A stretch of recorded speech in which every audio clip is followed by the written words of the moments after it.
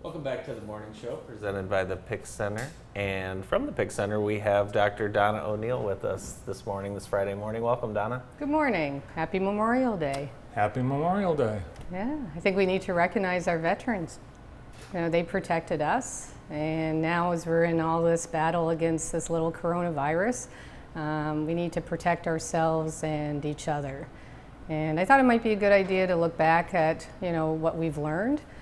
You guys have done a great job keeping us up to date on what's going on in Jackson, and I think that's a key point, that this, viruses work differently in different parts of the world, different parts of the U.S., and even different parts of Michigan. We've heard, the UP versus Detroit.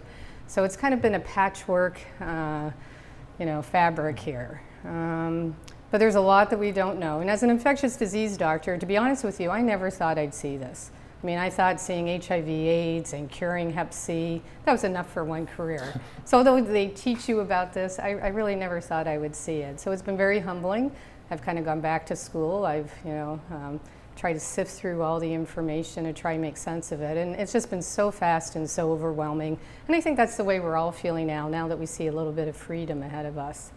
So I think we need to kind of pause and look back, and there are some things that we know, and we have to use those things to prevent ourselves from getting sick, and our family, our workplace, our friends.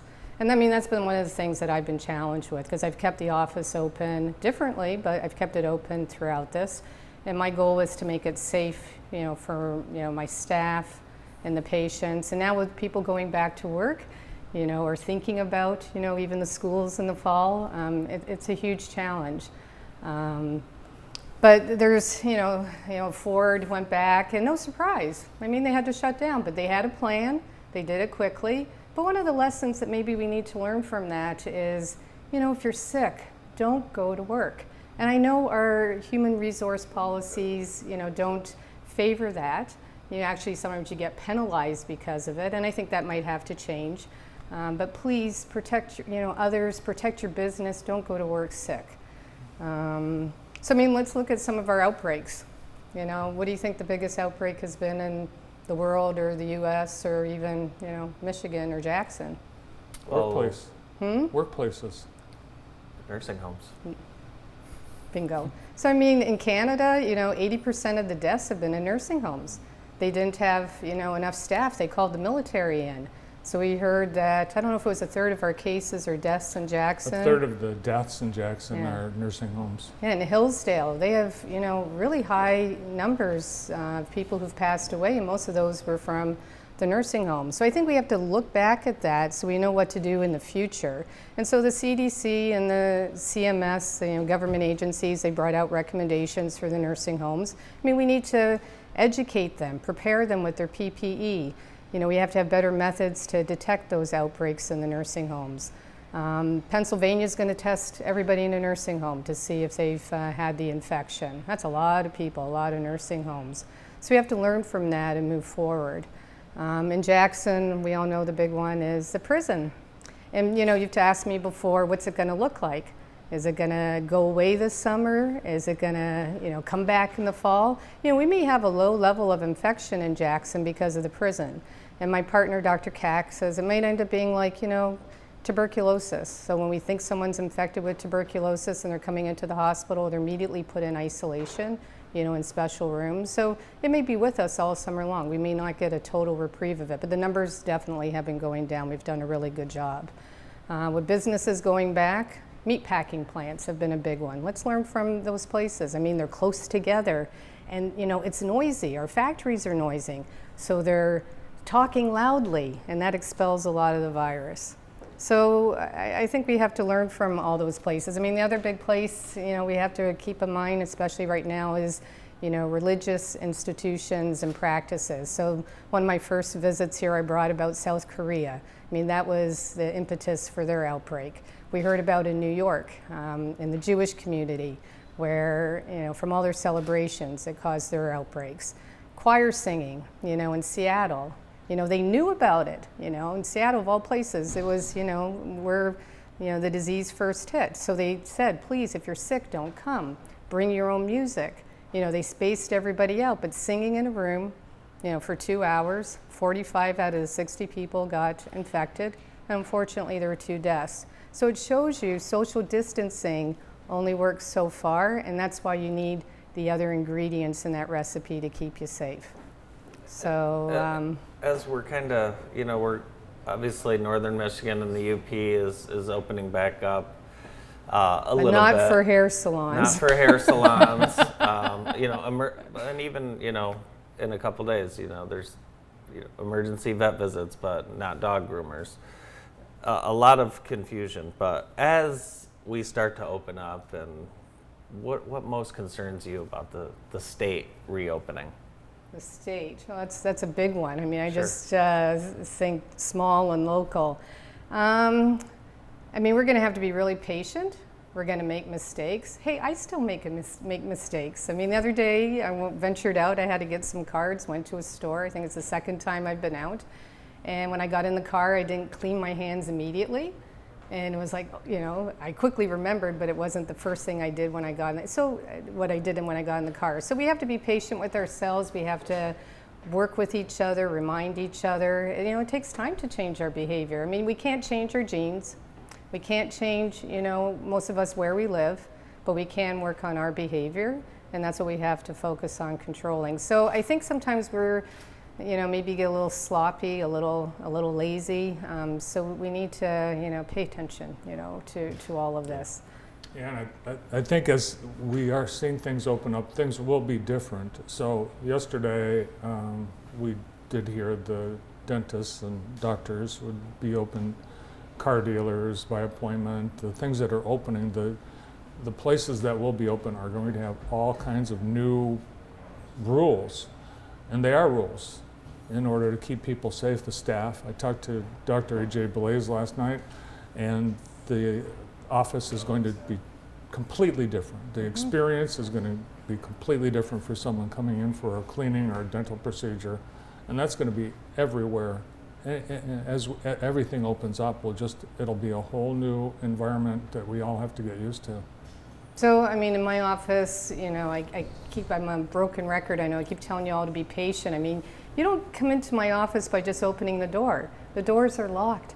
You park, you call us, you're brought in one by one, we screen you, and we're always making modifications. This week we have a morning huddle, and my staff is tired of me bringing this up, but we're doing a lot of things, and we need to focus in on what has the most bang for the buck. Where are the big risk areas? We're doing a lot of cleaning, and let's look at where do we really need to clean.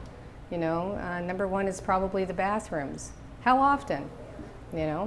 After each patient uses it, every half hour, every hour, you need to set up a process to do that. Can the patients, some of them do it themselves? Can we put little signs in the bathroom asking them to, clean the handle and the sink handles? So it's an ongoing phenomena. We have to continually adapt as the virus keeps adapting.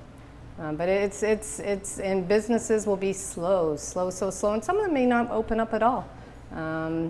It's a lot to open up. Yeah, we've talked to a couple of restaurant owners in the downtown area who are saying they'll wait until the restrictions allow up to 75% capacity. So they are going to wait through probably 2 waves of relaxations before they are comfortable reopening.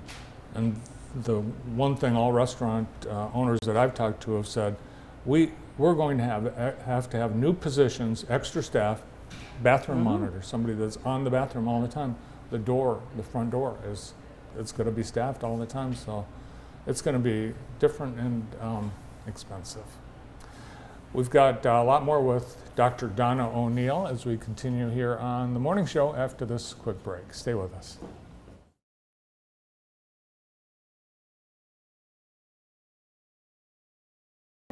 Community members wanting to encourage patients at Henry Ford Allegiance Health who are diagnosed with or suspected to have COVID-19 are encouraged to use the Well Wishes feature on the health system's website. Share your words of inspiration, and HFAH will display them on the TV monitors in patient rooms. The process is simple, quick, and will help brighten someone's day.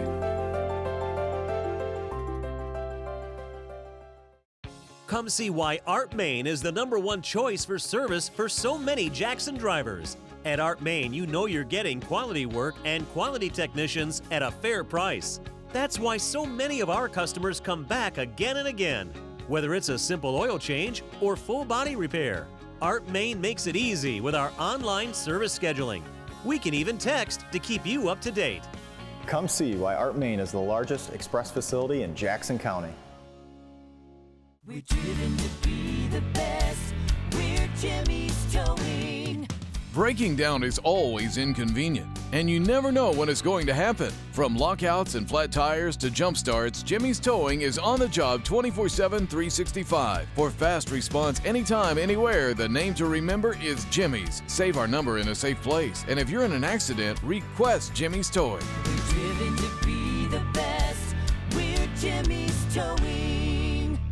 Budweiser would like to take this time to say thank you to all our frontline and essential workers who are all working hard to keep us safe and our world moving during the COVID-19 pandemic. From everyone at Budweiser, this Bud's for you, and thank you.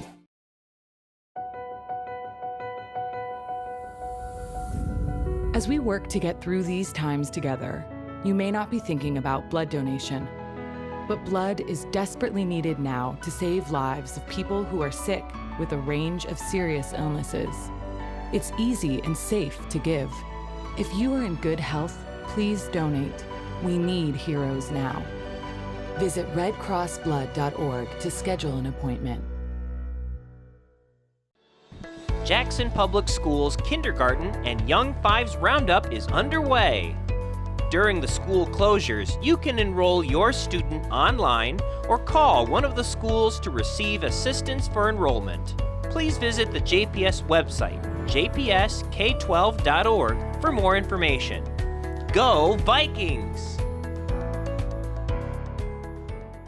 More than 20 veterans and first responders die by suicide every day. It's time for a change. Life Aid is an initiative that uses new technologies and therapies to address the health of the brain, delivering a more precise diagnosis, which leads to better outcomes and a better life for those that are suffering. Help us help our heroes in these uncertain times. Together, we have the power to give the gift of hope.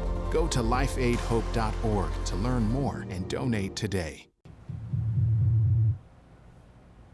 Welcome back to the morning show, and we're back with Dr. Donna O'Neill from the PIC Center. And Donna, the CDC has said that coronavirus does not spread easily from touching surfaces or objects now. Does that change anything or any behavior, or? Well, maybe people won't be washing their groceries as much. That's a good idea, maybe. Yeah, so I think, again, concentrate on the areas, and, we do know that the virus is excreted in people's feces. We don't know if it's infectious or not. They are thinking maybe they can use that as a way to do contact tracing. So that's why I think, the bathrooms is an important area to clean. But a little bit, our science lessons for today. Although I think we're all saturated with coronavirus, kind of like the poor people up in Midland with the dams. We're all in all the rain here in Jackson. So to get a successful infection, you have to look at the dose, the amount of the virus in the environment, times the time of exposure. So they've come up with what they feel might be the infectious dose for this particular infection, and they've come up with around 1,000 particles. And a month from now, this data may be all wrong, but let's just use it to illustrate something. So if you have 1,000 particles in the air, it may just take one breath to get the infection. If there's 100 infectious particles, 10 breaths. And if there's only 10 infectious particles, it'll be 1,000 breaths. And it may be, instead of breaths, it may even be rubbing your eyes. So they've looked at, various activities, and probably sneezing is number one. It expels like 300,000 particles at tremendous velocities. But sneezing and coughing have the ability to put out into the environment 200 million particles. So if you're sitting beside someone who's, has a forceful sneeze, and you don't have your mask, and you don't practice that hand hygiene, there's a good chance you're going to get infection. So singing, that was brought up from looking at the outbreaks. Talking loudly versus softly. So in factories, it's noisy. You're talking really loud. I know with patients wearing these masks, if they are somewhat hearing impaired, you're talking really loud. Fortunately, we're all wearing masks that are protecting ourselves. And then there's regular breathing. So if I'm harboring the infection, again, the problem is it's asymptomatic, and I'm talking to you face to face, really close, 5 minutes of exposure. But if you go into a room where someone's been coughing, it may be a little bit more than that. Or if you're just going into a room where someone's been sitting there, breathing normally through their nose, it'll take about 50 minutes. So you have to think of this as you protect yourself moving forward. And that's probably playing into why the CDC has come out that surfaces maybe aren't playing as big of a role. There's going to be part of a role, but not a big role. And again, that's looking at our outbreaks. They're now focusing on what's called super spreading events. I think we can get rid of that little ditty. And so, we've known in the US, Mardi Gras probably was a big event, causing the outbreak down in Louisiana. Similarly in Germany, they had some sort of carnival where there were 400 people, and that was the epicenter. That's what caused it to spread throughout Germany. Italy, it was a soccer match. The UK was a horse race. So there's all different, big events that have caused to spread it. And think about some of these events. I mean, you're going by public transportation. People are close together, poor ventilation. Going to a bar where then sometimes you get a little, sloppy. People don't stay their distance. So they're looking now at, this is why, big events like faster horses, are being canceled and probably will be one of the last things, to come back online. So with this weekend and, with the state opening up, we've got to keep things small. You want to avoid crowds. You don't want to throw big parties. Ventilation's important. I mean, this was true for restaurants. It was a very exquisite, detective study where they saw a person was asymptomatic and they looked at how many people at their table got infected. And even people 6 feet away, further than 6 feet away, got infected. And it was because of the ventilation. So where you're sitting in restaurants may be important. So that's why you need to do all those things. You need to, social distancing helps. That's part of the recipe, screening people, before they come into your place of business. Hand hygiene, so it's been demonstrated over and over how to do it. I told you all about my little slip up. So, foam in, foam out. When you come into a building, wash your hands. When you leave, wash your hands before you prepare meals. And after using the restroom, and believe it or not everybody does a good job with that. There was a study at an infectious disease conference where they monitored people washing their hands. Men did worse than the women, but 40% of people did not wash their hands. At the infectious disease At the conference. infectious disease conference. People that should know better. Correct. We all should know better. You got to do what your mother told you in kindergarten, and it's all simple after that. So a few pearls about hand washing. And at my work, I've told people, hey, patients are watching us. You have to do it right. I mean, you may be busy, but you got to spend the time doing it. The 20 seconds. If you use the hand sanitizer, you have to really get your hands wet to make it effective. And then there's a good old mask. So find one that's comfortable because you're going to be wearing it for a while. Have more than one. And we've gone through all the different masks. Remember you're supposed to clean your hands before you put it on. And then after, try not to touch the front because that could be contaminated. And then when you take it off, you're supposed to clean your hands. We've got those signs in restrooms, and it's a health department requirement that they be posted that all employees must wash their hands before returning to work. And I always think, why just the employees? Let's True. Put that in different language that everyone must wash their hands before returning to the dining room floor or before you leave this bathroom. Mm-hmm. So you need to be creative. I mean, like in our office, someone recognized, hey, we should be cleaning our steering wheels, periodically, So it's for people going back, it's a team approach. You can't do it yourself. Americans are, energetic, enthusiastic, creative. That's going to help us get out of this situation. I just have one viewer question about pools and splash pads and things like that. A lot of across the state, some are starting to open up. It's looking like maybe mid-June, and maybe some apartment complex community pools will open, maybe some local splash pads, etc. What are your thoughts on that? I mean, well, even before SARS-CoV-2, in the summertime, we always had an outbreak of enteroviral infections. Hand, foot, and mouth disease is a common one, usually an infectious diarrhea, and many of them are linked to public swimming pools. So again, it's going to depend upon, how many people are using it, how clean they're kept, if it's really hot out, they need more chemicals. So, a lot of the chemicals, will be killing this virus, but it has to be done properly, and that's why I'm reinforcing not a time to, be sloppy. I mean, this is a tiny little, 29, protein virus, and it's sneaky, it's stealthy, and it's not hiding in the bushes. It's hiding in people. So keep that in mind. You know what your risks are, your vulnerability. We all like and accept different amount of risk. So you're not only protecting yourself, but act responsibly and protect everybody else. And the splash pad at the Cascades, that has no chemical treatment. It's just water pumped right out of the wells. So it's and it does have chemicals in it, like metals. I don't know. I didn't build it. So. Rust. But those are, state guidelines are allowing things to be open. So again, like you said, just stay smart and wear the mask and be careful. Happy Memorial Weekend. Thank you. Let's make good memories, but not memories of getting COVID-19. You got it. Dr. Donna O'Neill from the PIC Center with us here today on The Morning Show. Up next, Rick Walton stops by. Stay tuned.